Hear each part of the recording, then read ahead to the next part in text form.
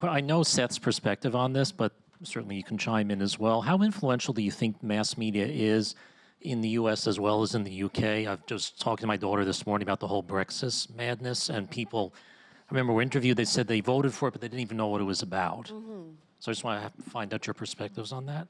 I think the media has an enormous influence on the world that we're living in, and I think it's a real battle with the amount of exposure and communication that we're faced with this day and age that, it's something to be very wary of. Fox News is incredibly compelling. If you switch between CNN and Fox, which is something I did a lot of when we were making this, and you spend enough time with that network, you really you can see how compelling and believable it becomes. So I think responsible journalism is essential. I think with social media, people have an opportunity to voice their own opinion and protect themselves a little more than when I first became well known, which was just a tabloid assault.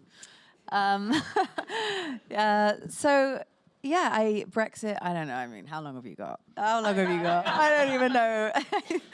Yes, it's a mess. It's a mess. It's also separating when you're watching news and when you're watching entertainment. And I think that's one of the things that I learned from reading the book prior to doing the show is that there was an element of the entertainer in this guy when he created the news network, that people wanted to see heroes and villains. They wanted to see the simplicity of good and evil, and that's what he was going to give them. And a lot of times the casualty of that is the truth.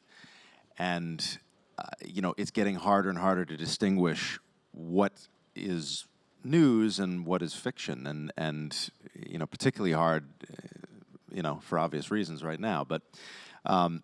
But that's the scariest thing to me, is that line is being so blurred in so many ways, and people in many cases don't have the tools, the psychological tools, the intellectual tools to distinguish between those two, and that's a really hard thing to combat on a mass scale.